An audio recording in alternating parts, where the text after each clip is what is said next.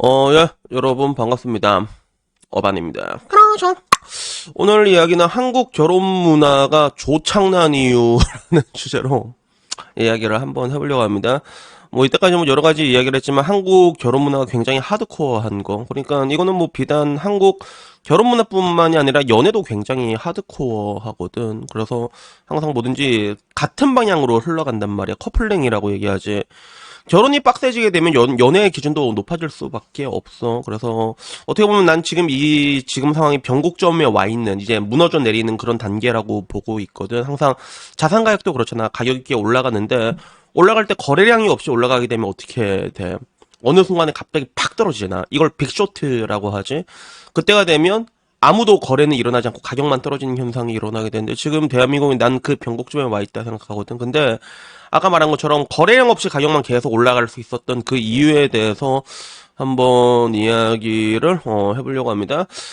블라인드에 올라왔던, 그리고 비교적 최신 글인데, 부부 모임에서 뭔가 좀 쌓이진 일이 있었다고 얘기하더라고. 글 쓴 사람은 LG 전제인데, 근데 약간 글이 티백인 같아. 왜 티백이냐면 아내가 일본인이야, 요걸로 시작을 하거든요. 그래서 아내가 일본인이야. 상대 부부 중 여자가 자기 임신 중에 남편이 힘든데 별로 챙겨준 것도 없고, 남편한테 임신하면 얼마나 힘든 줄 아냐, 겪어봐야 한다. 그러다가 내 아내한테 혹시 서운한 거 없냐라고 이렇게 물어본 거지. 근데 일본인 아내가 그런 거지.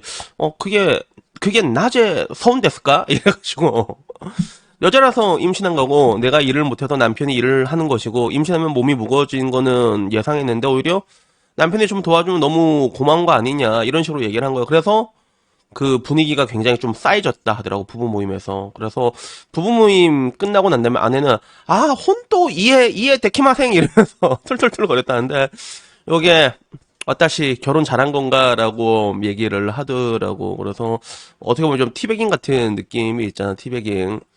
티백이긴 하지. 근데 여기에 대한 댓글이 굉장히 재밌어. 또 여기도 또 그런 뭔가 버스터콜 때려가지고 고지전이 시작이 됐거든. 그래서 댓글들 보면 이런 댓글들입니다.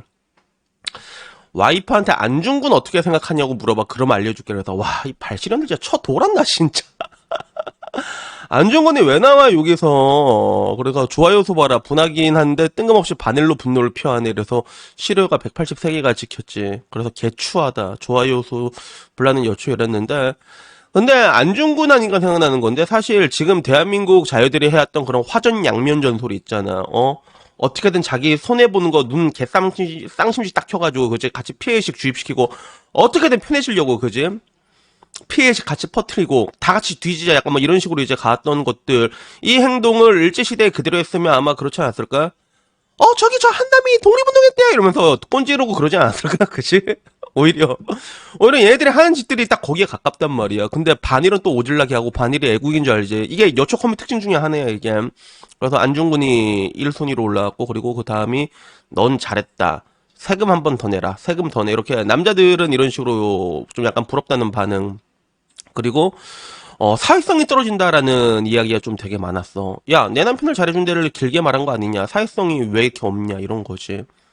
이런 얘기들이 있었어. 그래서 아내는 출산해 봤냐? 안 했는데 저 바라던 거면 눈치가 없다 말하니까, 애가 둘이고 지금 셋째는 뱃속 안에 있다. 그러니까 물어봤겠지. 남편이 뭐 이렇게 안 해주냐고 그걸 물어봤겠지. 그래가지고 그러니까 초음파 마미톡으로 인증 가능해라 뭐 이런 식으로 물어본 사람도 있었고. 그래서 공감도 지능이다라는 이야기, 이게 굉장히 많이 나왔습니다. 설령 그렇게 생각한다고 한들 임신해서 호르몬에 지배당하는 임산부한테 할 소리는 아니다라고 얘기를 하고, 그 공감이란 이름으로 틀린 걸 틀린다고 말 안 해온 게 지금의 한국을 만든 거다. 남편 욕 같이 해주는 게 사회성이고 공감이라니. 이게 가장 큰 문제 같아. 남편 욕 같이 하고 CM이 욕 같이 하고 어떻게든 불평불만만 이빨 모아가지고 얘기하고, 이게 사회성이고 공감이 돼버려가지고 지금 대한민국은 그런 거대한, 그 나라 자체가 거대한 햇여자라는 얘기, 낙어한이라는 단어까지 나오고 있지, 그치? 이런 식으로 된 거야. 그래서 그 뒤로도 나온 댓글들은 그거야. 야, 일본 여자가 저렇게 대놓고 넌신호를 한다고 소설을 쓴다라는 얘기가 있었는데, 근데 일본 여자들 입장에서는 한국에 와서 이해 안 되는 게 굉장히 많다니까. 그리고 반대로 우리가 봤을 때 일본 여자가 이해가 안 되는 게 많고. 그래서 옛날에 가수 중에서 슬픈 언약식 불렸던 김정민이란 가수가 있어. 인천 뭐 이렇게 노래 부르는 사람이 있거든. 가요 톱10 5주 연속 1위 한 나름 레게노 가수인데, 그분이 일본자 여자랑 결혼을 했단 말이야. 근데 나도 좀 놀랬던 게 장을 보고 있는데 남자가 이게 묵은 거 들어준다고 하니까 그거 하지 말라고. 이거 내가 들 거라고 이래갖고. 근데 그게 뭐였냐면 그거였어. 이거는 주부인 나의 일이라고. 너는 나가서 돈을 버는 게 너희 가장의 일이니까 넌 네 일에 집중하라고. 집에서 편하게 쉬라는 거지, 그지? 이 마인드 차이는 진짜 어마어마한 차이거든. 지금 한국에서 집이 편한 장소로 인식되는 남자들이 진짜 많이 없을 거라면 집 가면 불편하단 말이야. 잠깐 누워있으면, 왜 누워있어? 다 꼴 보기 싫다고 얘기하잖아. 그래서, 그런 것 때문에 일본 자유들 입장에서는 한국 자유가 이해하는 게 굉장히 많습니다, 실제로. 그래서 얘들 입장에서는, 어떻게 일본 입장에서 대놓고 넌 쉬는 해라고 얘기하지만, 저럴 수도 있지. 그래서, 그냥 뭐 그 뒤로도 넌 결혼 잘했다고 생각하는 것 같은데 눈치가 없는 거다라고 얘기한 거야. 항상 눈치가 없다는 거야. 개소리에 팩복하면 눈치 없는 사람이냐. 이래서 우리나라가 망한 거다. 그 공감 태령이 굉장히 많았습니다. 눈치 준내 없다. 공감 능력 떨어진다. 어디 가서 그렇게 얘기하지 마라.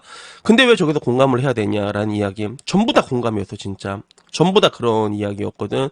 그래서 위에 긁힌 여자들 개 많네. 전형적인 한국 여자 피해의식에다가 남편 앞에다 대놓고 꼽주는 자유보다 훨씬 낫구만. 크크크. 이런 식으로 이제 얘기가 한 거고. 그리고 부부놈에서 남자들 조리돌림 공감하는 거는 분위기 안 쌓여지고 남편 편들면 쌓여진다고부터가 대한민국이 잘못된 거지라고.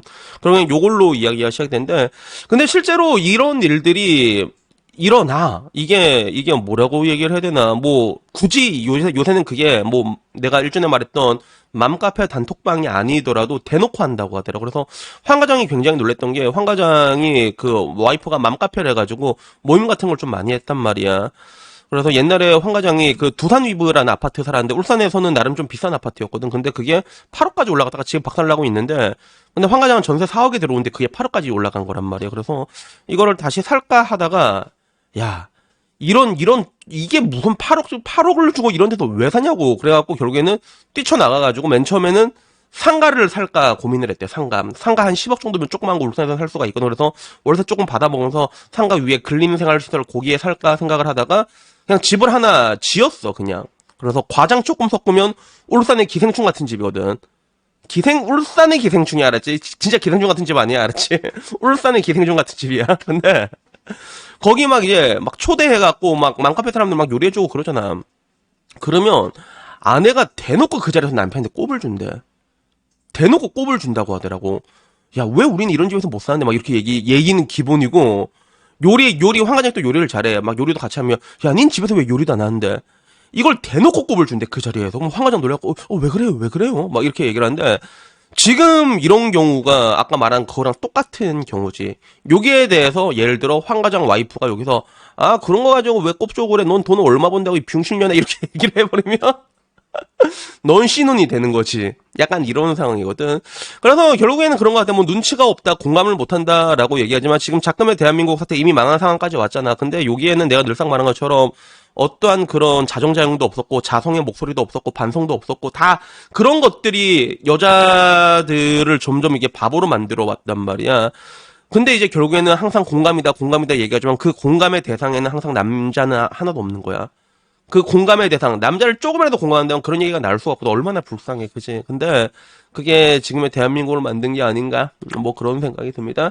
그래서 여튼간에 뭐 나도 뭐 그래, 일본 자유가 다 좋다고 얘기할 수는 없어. 일본 자유도 겁나 무섭지만, 근데 저기 보면 알겠지만 그 여자가 좀 도와주면 고맙다라는 얘기 했잖아. 그래서 내가 살면서 느낀 건데, 여자가 고마워, 미안해 이 말만 할 줄 알아도 싸울 일이 잘 없어, 진짜. 근데 진짜 이 두 마디를 잘하는 사람이 잘 없다. 특히 한국 여자 중에서 미안해라는 말을 할 줄 아는 여자는 진짜 많이 못 본 것 같아, 실질적으로. 그래서 일본 자유를 만나면 좋아. 왜냐면 일본 자유는 고맙다란 말, 미안하다는 말이 입에 배겼거든, 붙었단 말이야. 그러면 남자는 어떻게 하냐면, 이게 고마워? 조금 더 열심히 해야지. 이게 뭐가 미안해?